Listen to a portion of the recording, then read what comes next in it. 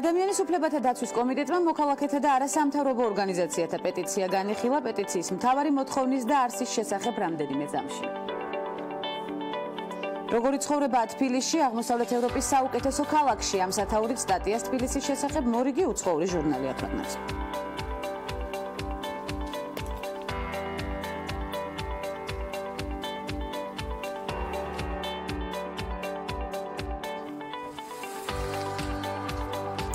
ოთხშაბათი დღე წინ საინტერესო და საქმიანი ნარატივი გელით ამერიკის შეერთებული შტატების პრეზიდენტი დონალდ ტრამპი, რომელმაც ამერიკის კლიმატის შესახებ პარიზის ხელშეკრულებიდან გასვლის შესახებ განაცხადა, კლიმატის ცვლილების შესახებ სამი მიწვეულთა შორის არ იმყოფება. ამერიკის შეერთებული შტატების კლიმატზე არა, თუმცა საქართველოში მოსალოდნელ კლიმატზე და გარემოს დაცვის თემებზე სულ რამდენიმე წუთში ვისაუბრებთ, ასე რომ ყველა მიზეზი გაქვთ იმისთვის, რომ მორიგი 1 საათი ჩვენთან ერთად გაატაროთ. ნახოთ გადაცემის ანონსი და საქართველოში მიმდინარე მოვლენებით გიბრუნდებით.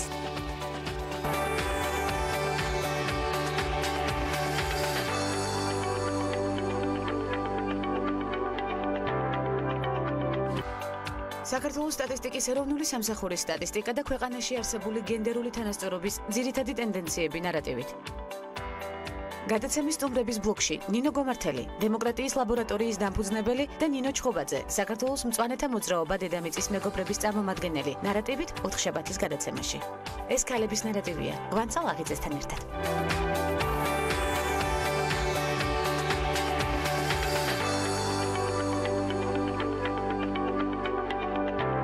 ადამიანის უფლებათა დაცვის კომიტეტმა მოქალაქეთა და არასამთავრობო ორგანიზაციათა პეტიცია განიხილა, რომელიც მთავარი მოთხოვნაა სექსუალური შევიწროების კანონით აკრძალვა და დასჯად ქმედებად განსაზღვრა. პეტიციას 1000 მოქალაქე აწერს ხელს. პეტიციის ავტორთა განცხადებით, პარლამენტმა დაუყოვნებლივ უნდა განახორციელოს ცვლილებები შრომის კოდექსსა და ადმინისტრაციულ სამართალდარღვევათა კოდექსში და სექსუალური შევიწროება აიკრძალოს როგორც დასაქმების ადგილზე, ისე საჯარო სივრცეში.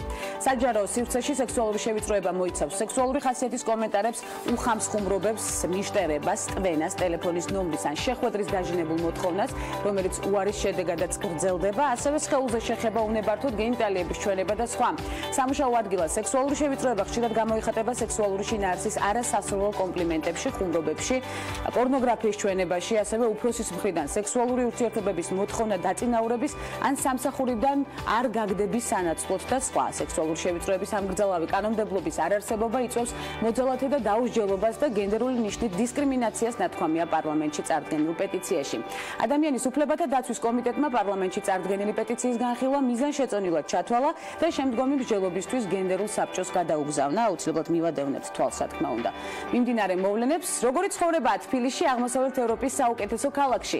ამ სათაურით სტატიას თბილისის შესახებ მეგაზინი წერს ჟურნალის ფოტორეპორტიორი ჯულიან ბუდეტი თბილისში Mercedes-Benz Fashion Week-ის ფარგლებში იმყოფებოდა. სტატიის ავტორი კი დადებითად წერს თბილისის ღამის კლუბების შესახებ და ამბობს, რომ აქ ლეგენდარული ტექნო კლუბებია, ასევე მოხიბლულია მუზეუმებითა და ქართული სამზარეულოთი. სტატიაში თბილისის ფოტოკოლაჟია წარმოდგენილი, საკმაოდ საინტერესო ფოტოკოლაჟი აქვე დავსცენ. ამერიკული ონლაინ გამოცემა Harper's Bazaar-ი თბილისის მოდის კვირაულზე წერს, სადაც გამახვილებული იყო ყურადღება იმ სტილზე, რომელიც წელს აქტუალური იყო. ონლაინ გამოცემა ასევე აქვეყნებს მოდის კვირაულის ყველაზე შთამბეჭდავ ლუქსებსაც, რომელიც საგანგებოდ გადაიღეს.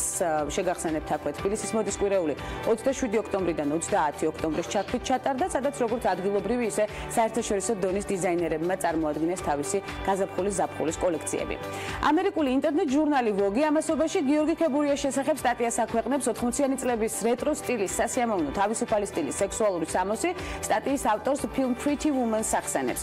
კოლექციაში ქებურიამ შავი აბრეშუმის შავლები, კორსეტები და მანჟეტებიანი მოსასხამები წარადგინა, რამაც განსაკუთრებით აღაფრთოვანა Vogue. სტატია კი სრულდება სიტყვებით: ქებურიას არაფერი სჭირდება იმის დასამტკიცებლად, რომ ის თბილისში ყველაზე მაღალი ტალანტია. ულოცავ წარმატებას ქებურიას ცხადია და მორიგი საინტერესო ინფორმაცია. საქართველოს სტატისტიკის ეროვნული სამსახური 2016 წლის გენდერულ სტატისტიკას აქვეყნებს ქალი და კაცი საქართველოში. ასე ქვია პუბლიკაციას, რომელშიც მოყვანილი სტატისტიკური მონაცემები ქვეყანაში არსებულ გენდერული თანასწორობის ძირითად ტენდენციებს ასახავს. რამდენად დაცულია ქვეყანაში გენდერული ბალანსი და გამოსწორდა თუ არა მდგომარეობა წინა წლებთან შედარებით. კვლევის შედეგებზე ჩვენი ჟურნალისტი მარიამ ადამია ისაუბრებს პირდაპირ ეთერში. მარიამ, რა ტენდენციები გამოიკვეთა და რას ასახავს გამოქვეყნებული სტატისტიკური მონაცემები? გვანცა ქალი და კაცი საქართველოში, როგორც აღნიშნე, გენდერული საკითხებისად მიმიძღვნილი მეცხრე სტატისტიკური პუბლიკაცია, სადაც მოყვანილი სტატისტიკური მონაცემები ასახავს ქვეყანაში ჩამოყალიბებული გენდერული თანასწორობის 2016 წლის ძირითად ტენდენციებს და ასევე ქალისა და კაცის მდგომარეობას საზოგადოებრივი და ეკონომიკური საქმიანობის ყველა სფეროში. პუბლიკაცია მიზნად ისახავს ხელი შეუწყოს გენდერული პრობლემების შესახებ საზოგადოების ინფორმირებულობის დონის ამახლებასა და გენდერული თანასწორობის სფეროში მიზანმიმართული სახელმწიფო პოლიტიკის შემუშავებას. უფრო კონკრეტულად რომ ჩავშალოთ კვლევა გეტყვით რომ საქსტატის მონაცემებით საქართველოში სულ 1,937,000 ქალი და 1,782,000 მამაკაცია. აქედან 15 წლის და უფროსი ასაკის ეკონომიკურად აქტიური ადამიანების 58% ქალია, 78% კი მამაკაცი. რაც შეეხება დასაქმებას, საქართველოში ჯამში ქალების 53%-ია დასაქმებული, მამაკაცების კი 67%. მარიამ, ეკონომიკურად არააქტიური მოსახლეობის მაჩვენებლის შედარებისას რა ვითარება გვხდება?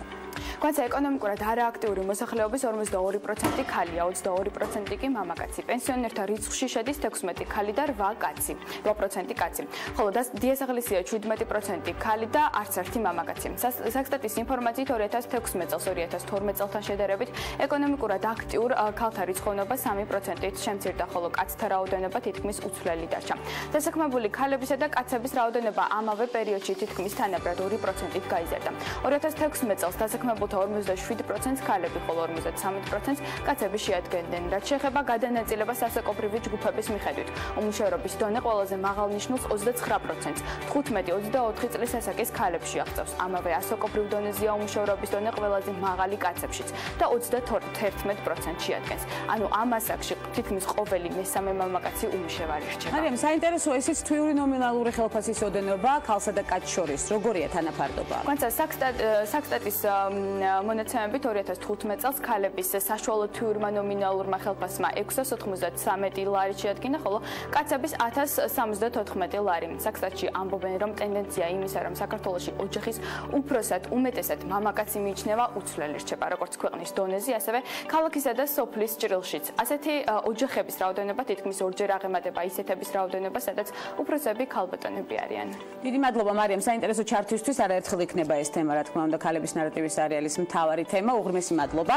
ეს იყო მარიამ ადამია. ჩვენ რამდენიმე წამში უკვე საინტერესო თემაზე ვაგრძელებთ საუბარს, ძალიან საინტერესო და გემოვნებიან ნარატივს გთავაზობთ. რამდენიმე წუთის განმავლობაში დაგველოდით.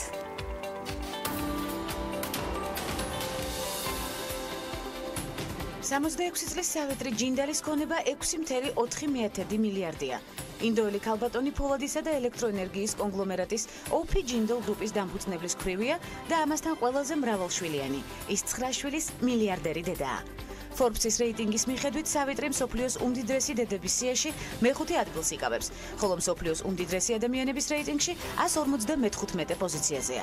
ინდოეთის ყველაზე მდიდარი ქალბატონის კუთვნილ უმსხვილეს ბიზნეს ჯგუფში შემავალ კომპანია ჯინდალ პეტროლიუმს სათავე ინდოეთის პატარა სოფელში დაბადებულმა ომ პრაკაშ ჯინდალმა 1952 წელს დაუდო. 9 შვილის დედა სავიტრი ჯინდალი ოჯახურ ბიზნესს მაშინ ჩაუდგა სათავეში, როდესაც 2005 წელს მეუღლე ავიაკატასტროფის შედეგად დაეღობა. მეუღლის გარდაცვალებამდე კი სავიტრი, რომელსაც არანაირი ბიზნეს განათლება არ აქვს, ტრადიციული ინდოელი ქალის ცხოვრებით ცხოვრობდა. სავიტრი ჯინდალის სათავეში ყოფნის შემდეგ ბოლო 5 წლის განმავლობაში კორპორაციის მოგება 4-ჯერ გაიზარდა. ბიზნესის პარალელურად სავიტრი ჯინდალმა გარდაცვლილი მეუღლის გზა პოლიტიკაშიც გააგრძელა. მსოფლიოს ყველაზე მრავალშვილიანი მდიდარი ქალბატონი 2005-2009 წლებში თავისი მშობლიური შტატის ჰარიანას მინისტრი იყო. შემდეგ კი ჰარიანას საკანონმდებლო ორგანოში ჰიზარის საარჩევნო ოლქის წარმომადგენელი. ინდოეთის ყველაზე დიდი სამრეწველო იმპერიის მშენებლობის აქტივები 18 მილიარდ დოლარს აღწევს. ჯინდალმა ინვესტიცია საქართველოშიც განახორციელა. იგი რუსთავში არმატურის საამქროს მფლობელია. ჯინდალ პეტროლიუმი საქართველოში 5 ნავთობს საძიებო ბლოკს ფლობს, რაშიც საერთო ჯამში 17,5 მილიონი დოლარი გადაიხადა.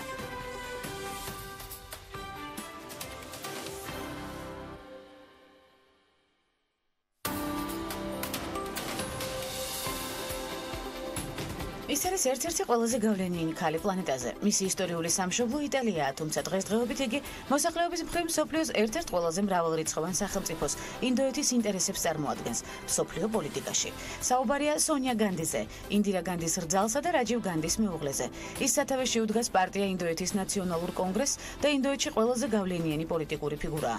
ყველაზე მდიდარი პოლიტიკოსების და სახელმწიფო ლიდერების რეიტინგში ინდოეთის მმართველი პარტიის ლიდერი სონია განდი 18.66 მილიარდი დოლარით მეოთხე ადგილზეა. ამასთან დაკავშირებით პრესაში გავრცელდა ვერსია, რომ თავის დიდ ძალფულს სონია განდი შვეიცარიულ ბანკებში საიდუმლო ანგარიშებზე ინახავს.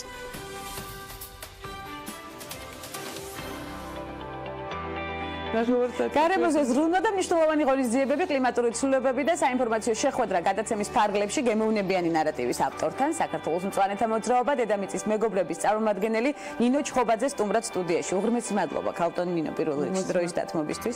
ძალიან გადატვირთულ სამუშაო გრაფიკში, როგორც უღრმესი მადლობა თქვენ დაპატიმობისათვის და საინტერესო გადაცემა. უღრმესი მადლობა. დიდი მადლობა თქვენგან ეს კომპლიმენტი ძალიან მნიშვნელოვანია. არაერთგზის შევხვედრილ ვართ ინტერვიუს ფარგლებში და ძალიან ბევრი საინტერესო დიალოგი მოგვისმენია თქვენგან. ყოველთვის საინტერესო განცხადებებით გამოირჩევით, ესეც უცებად უნდა აღნიშნო. ნამდვილად ასეა. მოდით ჯერ შედარებით ცუდი ამბებით, ჭყალებში ცუდი ამბებით დავიწყოთ და პოზიტივი ბოლოსთვის შემოვიტოვოთ. რამდენიმე დღის წინ თქვით, რომ თბილისში 20 გრადუსს უნდა ველოდოთ. რას ემყარება ეს გათვლები? ეს პრინციპში ემყარება ჯერჯერობით სოციალურ ქსელებში გავრცელებულ ინფორმაციას და ზოგადად ემყარება იმას, რომ კლიმატის ცვლილება არის დამდგარი.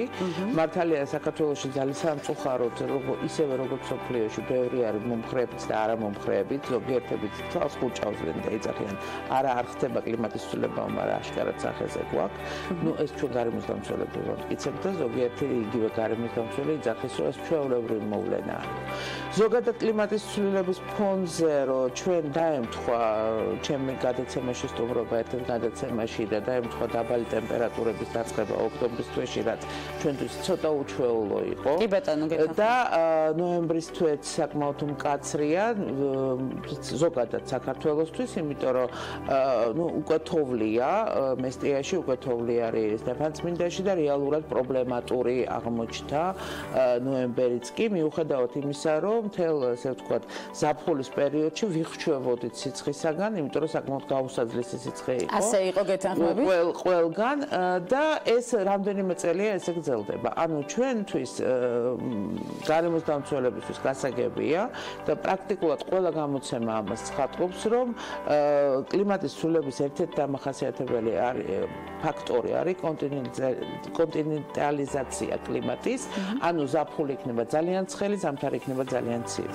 ანუ ხო, სამწუხაროდ და ყველაზე საშინელება ალბათ ყველა თბილისელი დამეთანხმება, რომ თბილისში საერთოდ წაშლილი არის გაზაფხულის შეგრძნება და ზაფხულის ეს ყოველთვის ასე იყო. კი, პირდაპირ გადავდივართ ზაფხულში გადავდივართ პირდაპირ და შემოდგომის შეგრძნებაც ძალიან ნაკლებია, იმიტომ რომ ყველა ზამთრის ტაცმელში დადის და რეალურად არის პროგნოზები ზოგადი, რომ ევროპაში იქნება საკმაოდ ასე ვთქვათ მკაცრი ზამთარი, ანუ დაბალი ტემპერატურები, შესაბამისად ვარაუდობთ, რომ ჩვენ მაინც ევროპის ნაწილი ვართ, რომ ჩვენთანაც იქნება მკაცრი. ზოგიერთ სოციალურ ქსელებით გავრცელდა ინფორმაცია, რომ სომხეთშიც გავრცელდა ეს ინფორმაცია, რომ იქნება მკაცრი და თუ იქნება მკაცრი, ჩვენთანაც მკაცრი, კავკასიას ზოგადად მკაცრი ზამთრიც შეიძლება წელს გამოირჩიოს. უჩვეულო არის ჩვენთვის, იმიტომ რომ წინა ზამთარი არ იყო ესეთი მკაცრი, მიუხედავად ამისა, რეალურად თოვლის საფარი ბევრ ადგილას საკმაოდ მაღალი იყო. თუმცა ჩვენ მაინც ვადაპტირდებით, კალკულინო. კი, რაღაცნაირად ვადაპტირდებით, ახლა გუშინ მეკითხებოდნენ სპეციალისტები, რა -20 თბილისისთვის შეიძლება თუ არა? შეიძლება, იმიტომ რომ ძალიან კარგად იციან ყველა სინოპტიკოსმა, რომ საქართველოს თბილისში -20 და -20-ის ქვემოთაც არსებობდა ტემპერატურები, მართალია წინა საუკუნეებში, მაგრამ თუმცა არსებობდა. რეალურად ისეც კი ამბობენ ჩვენი ბებიები, რომ იყო პერიოდი, როცა მტკვარი იყინებოდა და მოსახლეობა ფეხით გადადიოდა მტკვარზე. ეს ნარატივი მახსოვს. შესაბამისად, როცა ესეთი წინაპირობები იყო უკვე თბილისში, სავარაუდოა, რომ შეიძლება წელსაც მკაცრი იყოს. მაგრამ აქ არის მეორე პრობლემა. პრობლემა ის კი არ არის, რომ მკაცრი იყოს და ტემპერატურის ჩავარდნა იყოს, იმიტომ რომ 3 წლის წინ ჩვენ გვქონდა -15 ქალაქში.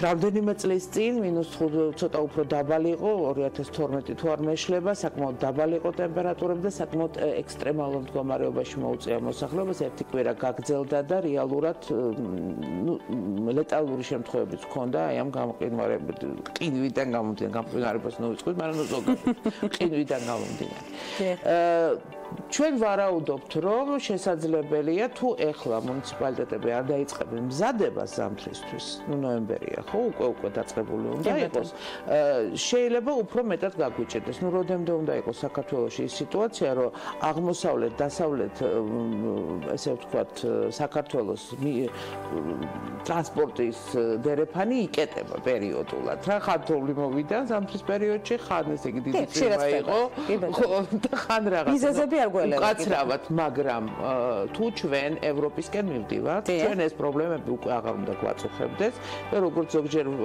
ვამბობთ, რომ სოფლის დონეზე არ უნდა დავიდეთ, რომ სოფელში თუ წვიმა მოვიდა, შეიძლება გზა ვეღარ გადაადგილდეს. და პრობლემის გამოსწორებლად აქტიური ნაბიჯები უნდა გადავდგათ ხარი. უკვე უნდა დავიწყოთ მზადება და არა მაშინ, როცა თოვლი მოვიდა, თურმე თოვლი მოვიდა დეკემბერში, ან თურმე თოვლი იანვარში მოვიდა. ნუ რა ვქნათ, ეს არის მიზეზი. ამიტომ ჩემ ძირითადი ასპექტი რა თქმა უნდა განცხადების არის რომ ახლად არჩეული მერები გვყავს თითქმის ყველა მუნიციპალიტეტში იკადრონ ბატონებმა და პირველი მათ თავისი სამუშაო დღე დაიწყოთ იმით რომ გარემოს დაცვით პრობლემებს უნდა მიაქციონონ. მე ახსენეთ არ შემიძლია არ კითხოთ ეს კონკრეტული საქმე წინა მერი საუბრობდა 1 მილიონამდე მწვანე ნარგავზე კაპტონი ნუ ახალი ბაღები სკვერები ახალი მერისგან რას ელოდებით ამ მიმართულებით. იგივეს ველოდები რომ ახალი ნუ აქ განაცხადი იყო კაფეოდ გაკეთებული რომ პრაქტიკულად ყველა მუნიციპალიტეტში თბილისის მუნიციპალიტეტში ნუ 10 მუნიციპალიტეტი ყავს 10 მუნიციპალიტეტში იქნება კარგი ბაღი მოვლილი ან არსებული იქნება შენარჩუნებული და ან იქნება ახალი შერჩეული. ვიმედოვნებ რომ ეს ესე იქნება იმიტომ რომ რეალურად ჩვენ მწვანე საფარი ნამდვილად გვაკლია. ხა მე არ მithქვამს და მოდი თქვენი გადაცემისთვის ვიტყვი. ძალიან მოწონს ეს ტენდენცია. იმ თემას რაც არ მიხსენებია თქვა წინა გამოსვლებში რამაც შეიძლება ნაწილობრივ დაამშვიდოს თბილისის მოსახლეობა, მაგრამ არ უნდა დაამშვიდოს მერია. იმიტომ რომ თბილისისთვის ჩვენ და სამწუხაროდ აღმოჩნდა, რომ არის დამახასიათებელი სითბური ტალღები, როგორც ესე ამბობენ. და ბევრმა სპეციალისტმა ეს იცის, რომ იმის გამო, რომ თქვათ, გარშემო თბილისის არის წვიმა, მარტივ მაგალითს მეთქვა, თბილისში წვიმა არ არის. ან და თბილისში ისე არის შეცვლილი მიმოქცევა ქარის და როგორც ვეძახით ვარდი ქარის კაიხანია არ გაზომილა თბილისში თავიდან და ახალი სისტემა გვაქვს საერთოდ მხოლოდ და მხოლოდ იმიტომ რომ მაღალსართულიანი შენობები გვაქვს ძალიან ბევრი აშენებული თბილისში რაც არ იყო მისთვის დამახასიათებელი რამაც შეცვალა ზოგადად კლიმატი მიკროკლიმატზე ალაპარაკი თბილისის იცით მაგრად ალბათ თბილისელებს დააკვირდენ რომ დიღომში შეიძლება წვიმდეს და ვაკეში არ იყოს წვიმი ხშირად ხდება ასეთი ხო და ესეც არის ერთ-ერთი ამ სითბური ტალღების შედეგი, რომელიც ჩვენ პრინციპში ვიცით და ძალიან დიდი რაოდენობა ტრანსპორტის გვირაბში შევედი წვიმდა, გამოვედი გვირაბიდან და არ წვიმდა. ხო და დიდი რაოდენობით ტრანსპორტი, რომელიც მოძრაობს ქალაქში, რომელიც არ მოძრაობს, უბრალოდ დგას ძალიან ბევრ შემთხვევაში. აქედან გამომდინარე, ერთი მიმართულება ამ სიტუაციაში ეს სითბური ტალღები, რომელიც არის დამახასიათებელი, განსაკუთრებით ისეთ შენობებისთვის, რომელიც იყო შუშით აშენებული, ეს საერთოდ ერთ-ერთი სერიოზული პრობლემა აღმოჩნდა ევროპისთვისაც, მაგალითად, იყო ტენდენცია, რომ შუშის შენობებს ძალიან მიედევნის და მოდური გახდა და დღეს უკვე იწყება ლაპარაკს, რომ ეს უნდა დემონტაჟი გავაკეთოთ, იმიტომ რომ კლიმატური მდგომარეობიდან, მიკროკლიმატიდან გამომდინარე, საკმაოდ რთული ხდება მისი თუნდაც გაგრილების სისტემის მოწესრიგება და ასე შემდეგ. ნუ ბევრი ფაქტორია ძალიან რთული.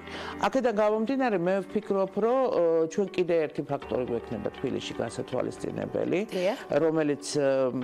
რომელიც განაპირობებს თბილისის მიკროკლიმატს კლიმატს და რომელმაც შეიძლება თქვათ ამ ეტაპზე რაღაც მომენტში დაგვიცვას ძალიან სუსხი ზამთრისგან, თუმცა ეს არის ძალიან ცუდი თვითონ მოსახლეობისთვის, იმიტომ რომ გულსის სისტემით დაავადებული ადამიანებისთვის ეს არის კატასტროფა. ნუ ზაფხულში ეს განსაკუთრებით ჩანს. თუმცა მოდი ვთქვათ ესე, თუმცა ვარაუდობთ, რომ შესაძლებელია რომ კაცრი ზამთრის პირობებში ჩვენ აღმოჩნდეთ აბსოლუტურად უძლურები.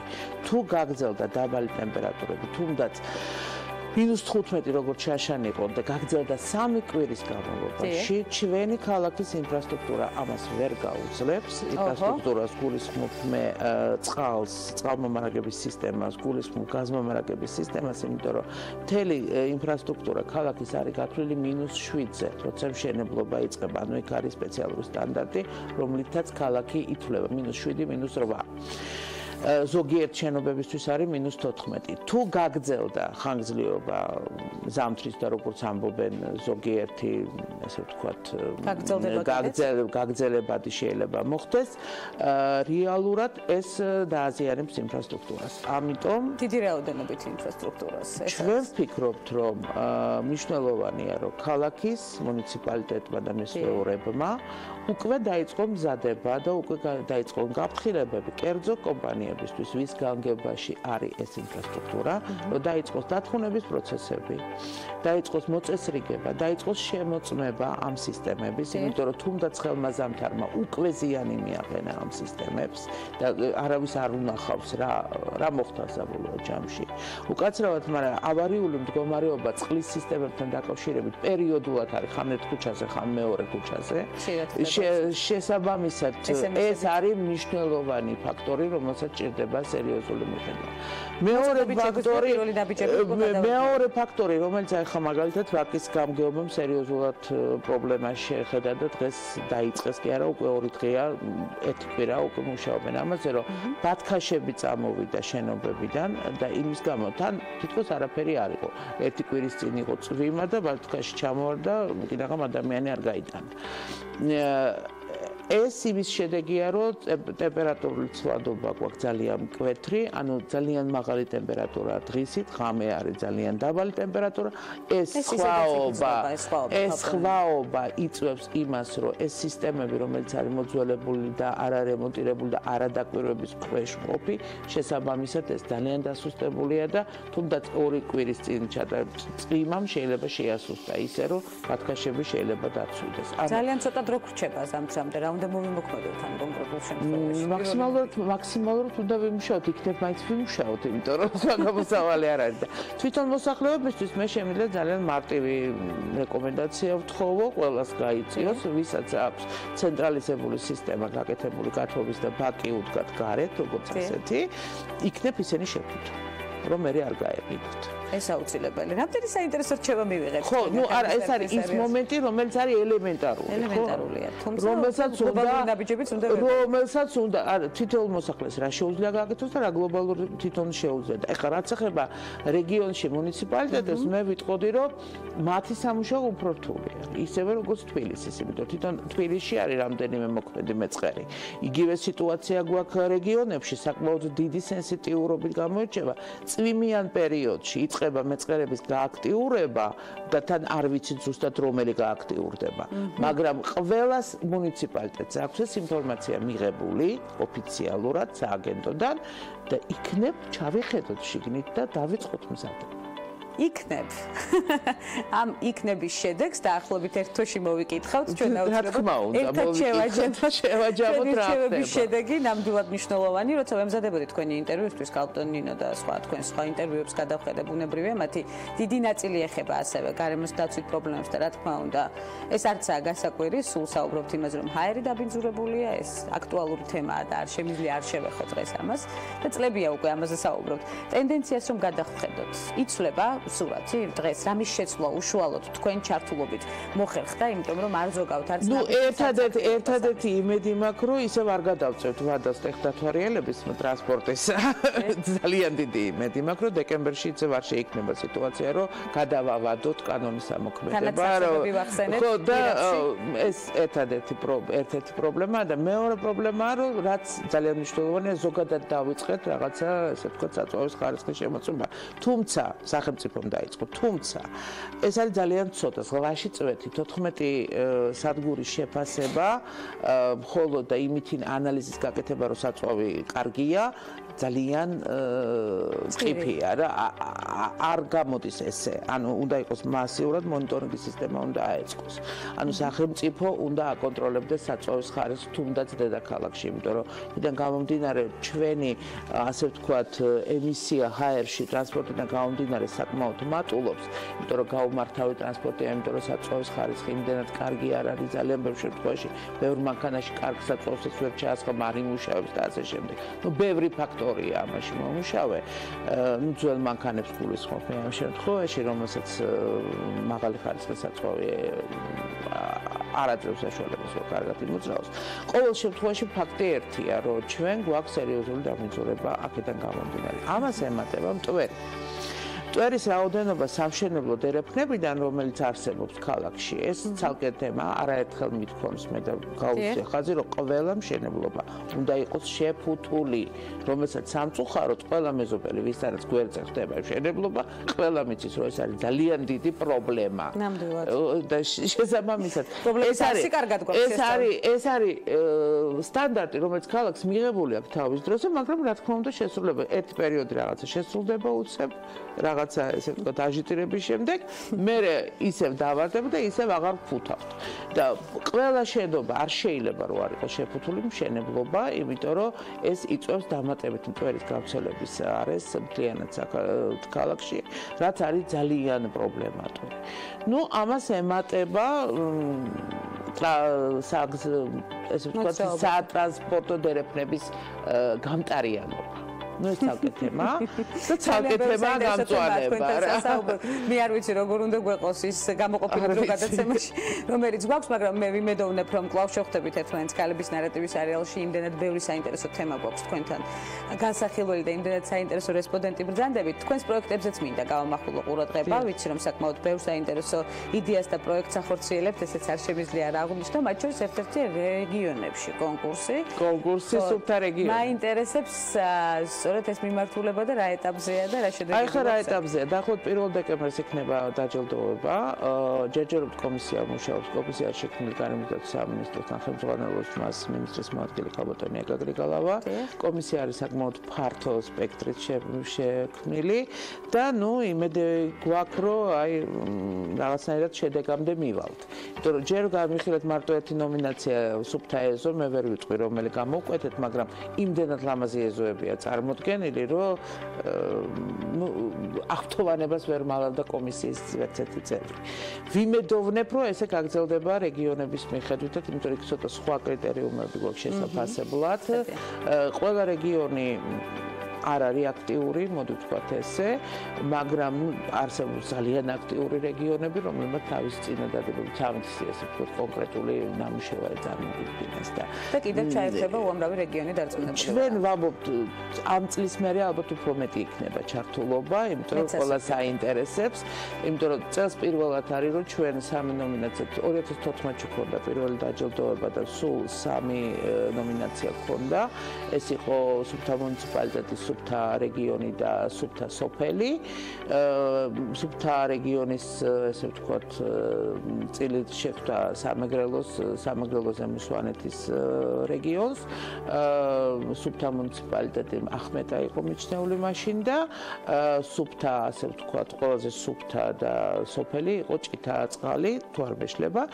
ეს სოფელი იყო რა კარგი ჩამონათვალია, როგორი მაინსპირირებელი ჩამონათვალია. ხო, ეს იყო პირველი პირველი შეფასება, ეხლა არის მეორე შეფასება, ნუ აქაც იქნება იგივე ჩამონათვალი. აქ არის ცოტა მეტი ნომინაცია, ანუ აქ ჩვენ გვაქვს რეგიონი, აქ გვაქვს მუნიციპალიტეტი, გვაქვს ქალაქი, გვაქვს სოფელი და გვაქვს ეზო, ლამაზი ეზო. ლამაზი ეზო, სუფთა ჰაერი, ჯანსაღი გარემო, ყველაფერი პოზიტიური.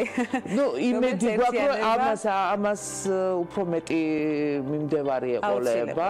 თქვენი აქტიობებით განსაკუთრებით მინდა გამოვყო, ჩვენ ფიქრობდით კომისიაზე ხო არ დავემატოთ კიდე ნომინაცია უბრალოდ გვიან არის და ალბათ შემდეგისთვის გავითვალისწინებთ, რომ საჯარო სივრცეების კონკურსიც უნდა მოვაწყოთ ხოლმე ალბათ სუფთავესთან და კრეატივი გაჩნდა.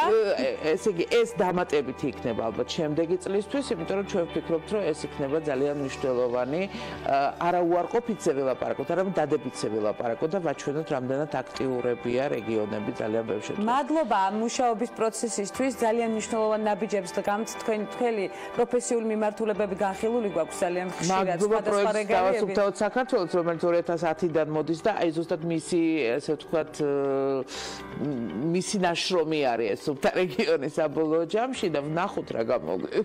ნახოთ რა გამოგვივა, ერთად შევაჯამოთ მომდევნო სტუმრობისას გადაცემაში. მე ამის ძალიან დიდი იმედი მაქვს, ბევრი თემა დაგვრჩა კიდევ განსახილველი. მადლობა ძალიან საინტერესო დიალოგისთვის. ნინო ჩხობაძე, უამრავი რეგალიის მფლობელი, სტუმრობდა გადაცემას ქალების ნარატივი, ძალიან დიდი სამუშაო გამოცდილებით. მადლობა მას მობრძანებისთვის და დროის გამონახვისთვის. მცირე სარეკლამო ბლოკის შემდეგ უცხოეთში განვითარებული მოვლენებით და მორიგ საინტერესო სტუმართან ერთად ბრუნდებით და გველოდებით.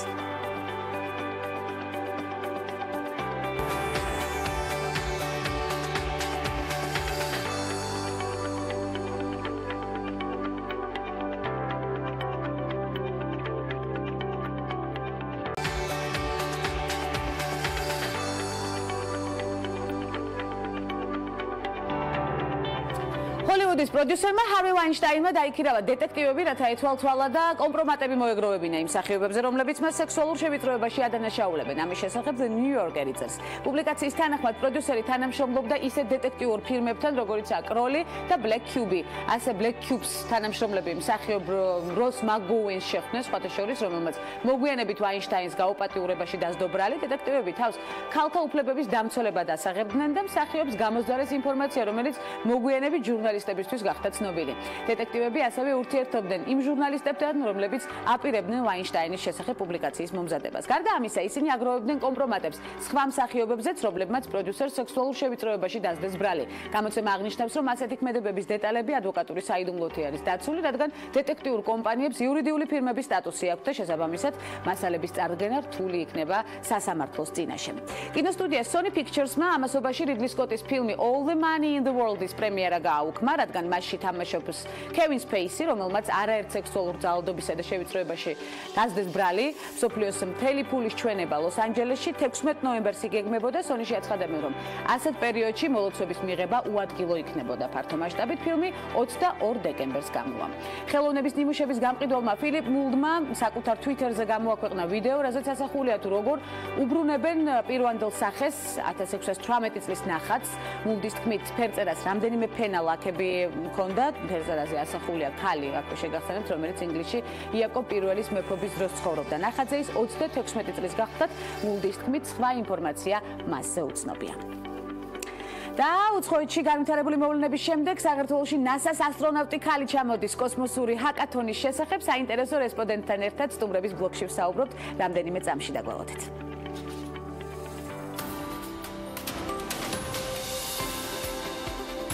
70 წლის მარგარეტ ჩანი მსოფლიო ჯანდაცვის ორგანიზაციის გენერალური დირექტორის პოზიციაზეა. გლობალური ჯანდაცვის ორგანიზაციაზე პასუხისმგებელი ქალბატონი ჩინეთშია დაბადებული. დაოჯახებულია და ყავს ერთი შვილი.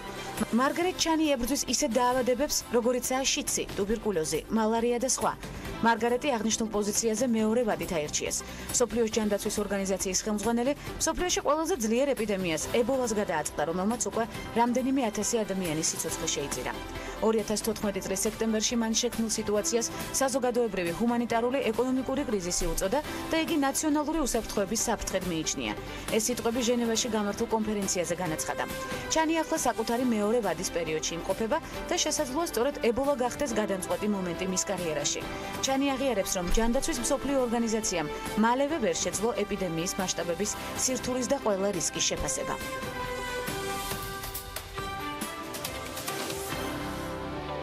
კოსმოსთან დაკავშირებული ახალი იდეებით, მეცნიერებით და ტექნოლოგიებით დაინტერესებული ახალგაზრდების წახალისება საინტერესო საჩუქრები გამარჯვებულებს NASA-ს ასტრონავტი ქალის ჟიურიში და ჰაკათონის მთავარი თემა, რომელზეც ქალების ნარატივში ვამახვილებთ ყურადღებას. დემოკრატიის ლაბორატორიის დამფუძნებელი ნინო გომართელი გადაცემის სტუმარია. თუმცა ამ რეგალიასთან ერთად კიდევ უამრავი რეგალიის მფლობელი ჟურნალისტიკაში ძალიან დიდი გამოცდილება და ასევე პროდიუსინგში. ყველა ამ მიმართულებაზე ცხადია დღეს ვერ მოვასწრებ საუბარს, თუმცა მთავარზე გავამახვილოთ ყურადღება პირველ რიგში უღრმესი მადლობა მობრძანებისთვის ნინო და დროის გამონახვისთვის. უღრმესი მადლობა თქვენ ამ გადაცემაში მოწვევისთვის. მე აქამდეც აღვნიშნე და მინდა კიდევ ერთხელ ეთერშიც აღვნიშნე, რომ ძალიან საინტერესო გადაცემა გაქვთ, რომელში მოწვევაც ჩემთვის ძალიან დიდი პატივია და მადლობა ამისთვის. ჩვენთვის ძალიან დიდი პატივია ასეთი შეფასება. მარზე კოოპერატივი ხომ არ გაგვეხსნა ნინო, მე ვფიქრობ, რომ ძალიან საინტერესო ამბავი იქნება, სწორედ ამ მიმართულებით უნდა გავშალოთ ახლა ჩვენი დიალოგი. დემოკრატიის ლაბორატორიის დაფუძნებით დავიწყოთ, მე სტარტი მაინტერესებს ამის, როდის და რა მიზნით გადაწყვიტეთ კონკრეტული მიმართულება თქვენ, როდესაც ასეთი გადატურთული სამუშაო გრაფიკი გქონდათ ყველაფრის ფონზე. 2005 წელს შევიკრიბეთ 5 გოგო, რომელსაც გვაქვს სატელევიზიო გამოცდილება, გვაქვს PR-ში მუშაობის გამოცდილება და რომლებიც ფიქრობთ, რომ ჩვენ გვაქვს უნარი ვიყოთ ინსპირაცია სხვებისთვის. ანუ ეს თავარია. სხვებს გაუზიაროთ ჩვენი გამოცდილება და მივცეთ ინსპირაცია, რომ მეტი შეძლონ. ეს ძირითადად ჩვენი აზრით უნდა ყოფილიყვნენ ახალგაზრდები, რომელთაც ძალიან დიდი მნიშვნელობა აქვს ქვეყნის სამომავლო მშენებლობაში. ამ მიზნით შევიკრიბეთ ეს ადამიანები და დავაფუძნეთ დემოკრატიის ლაბორატორია.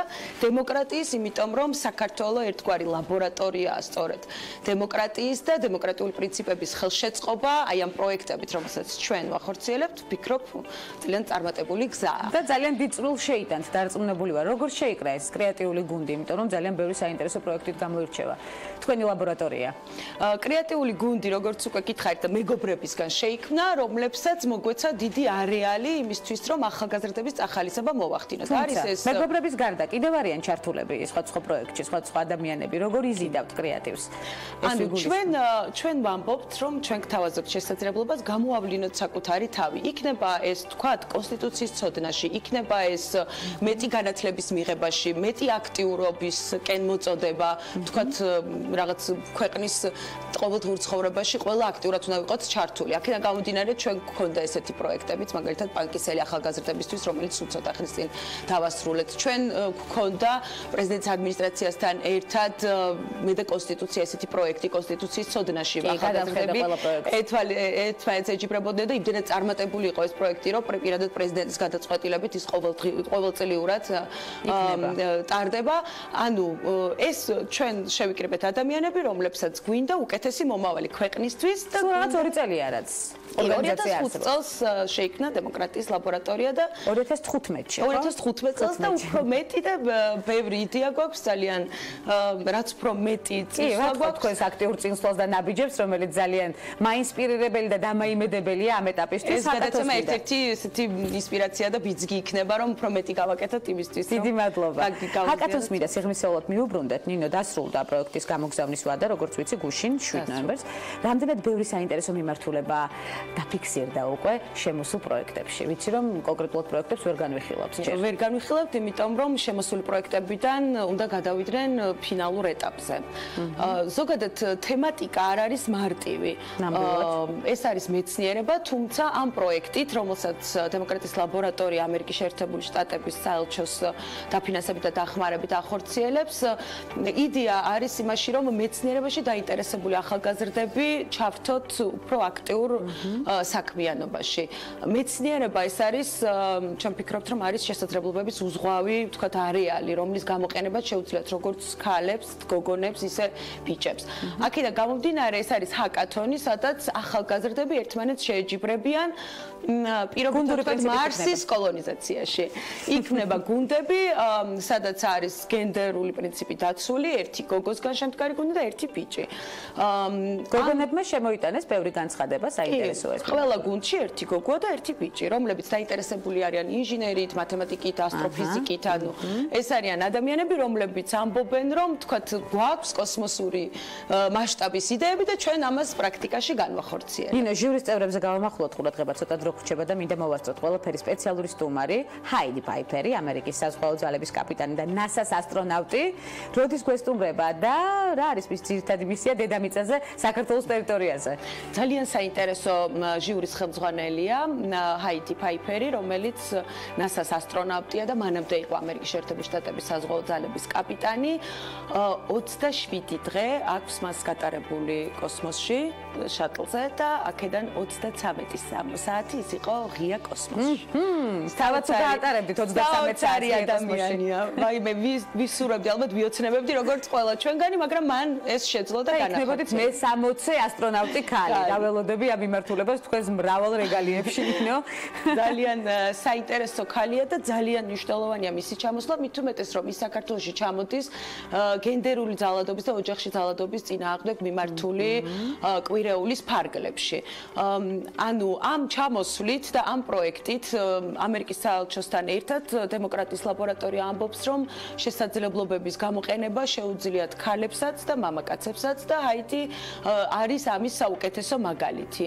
ის არის ქალი ასტრონავტი და ის იძლევა მაგალითს, რომ თუნდაც კოსმოსში, ღია კოსმოსში ამდენი დროის გატარება ეს შეუძლია თანაბრად ქალსაც და მამაკაცსაც. იმედოვნებ, რომ ჰაიდი გახდება ქალების ნარატივის სტუმარი, ჩვენ ამას აუცილებლად შევეცდებით. თარიღებზე და პროექტის მიმდინარეობაზე ვისაუბროთ აქვე ბოლოსკენ, როდის ტარდება ჰაკათონი და რა თან მიმდევრობით. ჰაკათონი ტარდება დეკემბრის პირველ რიცხვებში და მას ჟიურის უხელმძღვანელებს ჰაიდი, რომელიც ამასთანავე ახალგაზრდებს მისთვის ჩაატარებს საჯარო ლექციას და გაუზიარებს თავის წარმატების ფორმულას და ინსპირაცია იქნება ახალგაზრდებისთვის და ამასთანავე შეაფასებს იმ პროექტებს, რომელიც უკვე შემოსულია და ჰაკათონის მიმდინარეობისას ამ ბავშვებმა ეს პროექტები უნდა მოიყვანონ პრაქტიკაში. ანუ ჩვენ ვიპყრობთ მარსს, დემოკრატიის ლაბორატორია იპყრობს მარსის კოლონიზაციას ახდენს და ამაში აქტიურად არიან ჩართული ახალგაზრდები და ეს არ არის მხოლოდ აი თქვათ რაღაც კოდების დაწერის პროექტები. ეს არის მათემატიკური გათვლები, ეს არის, არ ვიცი, ფიზიკა, ეს ყველაფერი არის ყველაფერს აერთიანებს და პრაქტიკულად გვინდა რომ დავამტკიცოთ, რომ ჩვენ შეგვიძლია მარსზე გადავიდეთ საწყობად. დეკემბრამდე ძალიან ბევრი დროა, მინდა რომ კიდევ მივდიოთ ამ მიმდინარეობას, სწორედ პროექტის მიმდინარეობას ქალების ნარატივის არეალში, იმიტომ რომ ძალიან საინტერესო პროექტია, კრეატიული და მნიშვნელოვანი ახალგაზრდებისთვის და არა მხოლოდ ქვეყნისთვის. ერთად გავიდეთ ღია კოსმოსში, იქ უფრო მეტი კრეატივი დაიბადება დარწმუნებული ვარ. მადლობა მობრძანებისთვის და ძალიან საინტერესო დიალოგისთვის, რომელიც გაგრძელდება ჩვენთან სტუდიაში. მე ამის დიდი იმედი მაქვს. ნინო გომართელი, დემოკრატიის ლაბორატორიის დამფუძნებელი სტუმრობდა გადაცემას ქალების ნარატივი, კიდევ სხვა მრავალი რეგალიის მფლობელი აქვე აღნიშნოთ, ჟურნალისტიც ამასობაში და წამყვანიც, თუმცა ამაზე უკვე მოგვიანებით ვისაუბრებთ ნინოს შემდეგი სტუმრობისას. ასეთი იყო დღევანდელი ნარატივი. ხვდებით ერთმანეთს ხვალ ზუსტად 11-ზე მორიგი აქტუალური თემებით. საინტერესო და მნიშვნელოვან ოთხშაბათს გისურვებთ. ბედნიერად.